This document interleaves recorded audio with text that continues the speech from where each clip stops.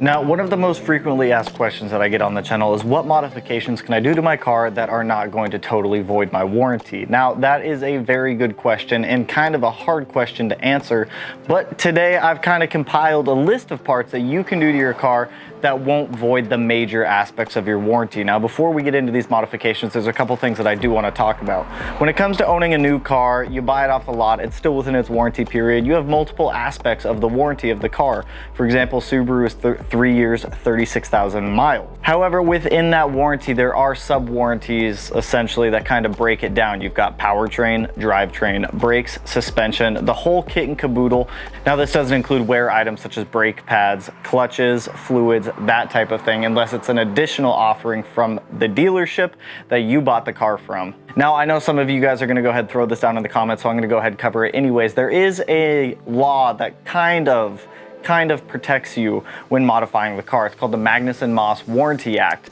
Essentially, it states that you can modify the vehicle, but if something does fail, the dealer does need to be able to prove that whatever modification you put on the car was linked to the failure of the car. Now, we'll use my STI as an example. Now, if I were to go in there, buy an access port, reflash the ECU, that has permanently put a black mark on the vehicle. Now, yes, you can go ahead, you can pull your battery, you can try to do the key cycle reset, but on a lot of these newer cars, there's a small box inside of the car that's going to register that a ECU flash was made on the car, and anyone that goes in to service or inspect the vehicle, if I say threw a rod through the block, is going to know that at some point I modified this vehicle. So in order to prevent you from making some of these mistakes and wanting to keep your warranty intact, let's go over some modifications that you can do to your car that aren't going to totally screw your warranty.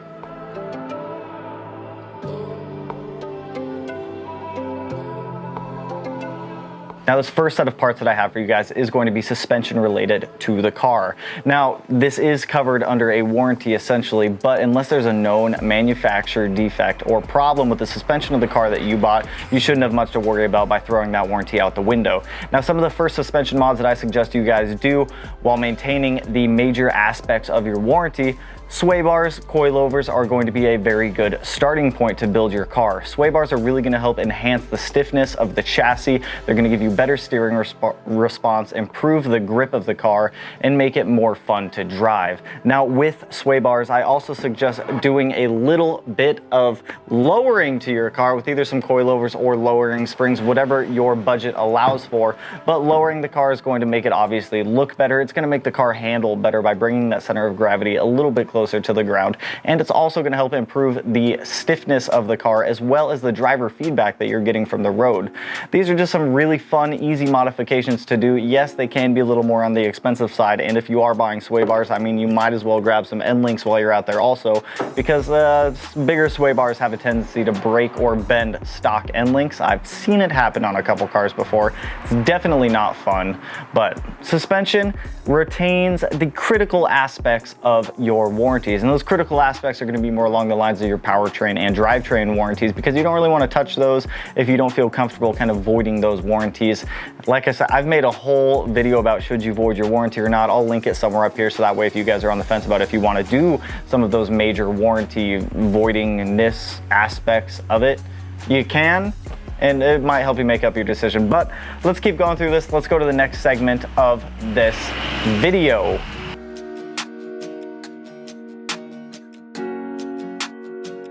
So the next section of this video is going to be your braking system. Now, keep in mind that your braking system is covered under its own warranty aspect, but you also have to remember that your braking system is all wear parts essentially, which means they have its dedicated lifespan. So that warranty isn't really going to cover anything unless it's a major failure of the car. Now, sometimes manufacturers do have recalls on some of their braking components, and even if you modify the braking system, you can still get that recall done under the manufacturer's costs.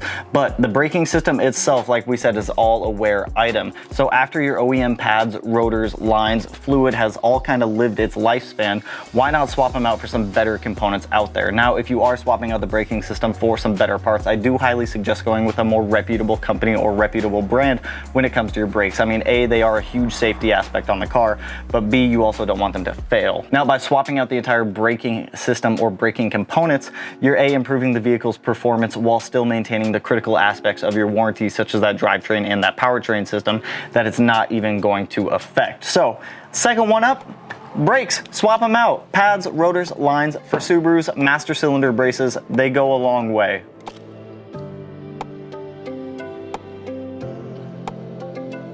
Now, I'm not going to go too deep into this one because I'm sure we all are already aware that we can do this, but I'm going to touch on it anyways because maybe you're new to cars and you don't actually know this, but you can do whatever you want to the outside of your car to make it your own. Personalizing the outside of the car isn't going to void any warranties that you're going to be doing unless you like drill a hole in the car, obviously, to mount like a canard or something to like a door. I hope you're not mounting a canard to a door, but if you drill into any major aspects of a body panel, then obviously it's not going to be covered under any type of warranty. But if you're doing simple stuff like basic bolt-ons, maybe a lip, some headlights, a splitter, some JDM fog bezels, actually lighting. Lighting is one that may void your warranty, but anything outside of that, you're pretty much set on. Now, when it comes to lighting of a car, since we did just touch on this, and I did used to build headlights, so I know a decent amount about this, changing some of the factory lighting in the car can cause some smaller issues to happen. For example, with my STI, I went ahead and I swapped out all of the interior LEDs, and I had this really weird issue with the car when I first started doing it, because technically just swapping a light, you wouldn't think there's much of it, but swapping from some halogen over to LED bulbs, the resistance between the power going to it isn't always the same, and you can get some weird issues that come from it. Now with mine, when I swapped out some of the LEDs on the car, I had this really weird problem where my push to start wouldn't register my key all the time for some reason, and it ended up having to do with the fact that I swapped out some of the light bulbs in the car and the resistance there was messing with some other stuff. But outside of lighting of a vehicle, you can pretty much do whatever you want and it's not going to void your warranty. So exterior stuff, do what you please.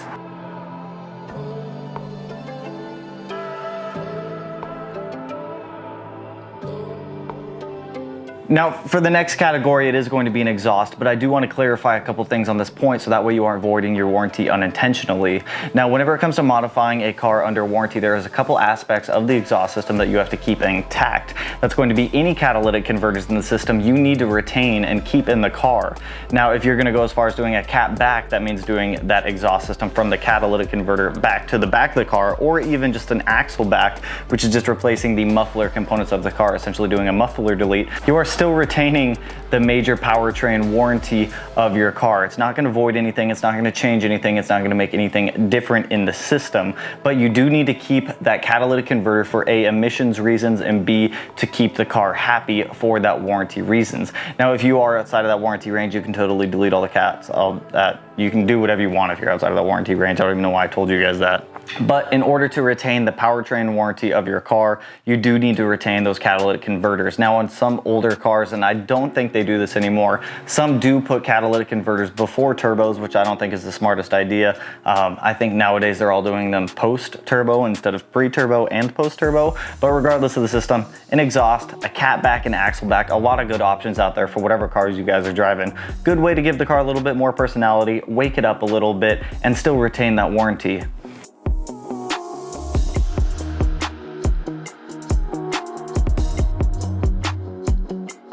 Now, the last set of modifications that I have for you guys that you guys can do is actually inside of the vehicle, but I am going to say that with a little bit of stipulation because there are some things that you cannot do that are going to void your warranties. If you're swapping out anything like a steering wheel or anything that does have to affect the SRS or the airbag system of the car, that is going to void some of the warranties that you may have. But outside of that, doing trim panels, steering wheels that still retain an airbag, shift knobs, anything custom that you want inside of the car to help spice it up a little bit to your liking, you are more than free to do and keep all of your warranties intact. I mean, I feel like I don't need to say it, but you never know.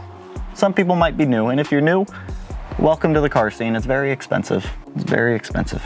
But doing some of those like small interior swaps, maybe over to some JDM bits or whatever you're looking at, does give the inside of your car a little more flair, and it does personalize it a little more to what you may like out of the car.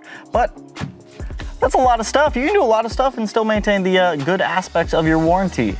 Now, modifying your car within warranty is easier said than done, but there are some aspects that we just touched on that you can do while still maintaining the critical aspects of your warranty, such as the powertrain and the drivetrain. Those are really the two that you want to keep intact because those are always going to be the most expensive to fix if anything goes wrong. They're going to be the most complex to fix if anything that if anything does go wrong. Some of those simpler things like brakes, suspension, that kind of stuff, it's easily just pulling off a part, replacing it with a new one. It's pretty easy to spot a damaged suspension component or a failing brake part.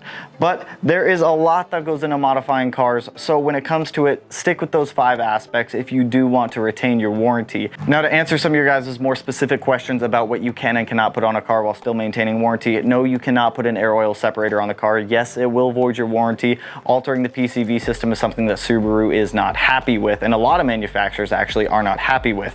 Some things that some of you guys don't actually know, but maybe you do, is a lot of vendors or manufacturers, when they go to make these cars, they will put paint lines from the bolt onto the block or the bolt onto whatever the adjacent part is to know if somebody has broken free that bolt and modified or taken it out for some sort of reason.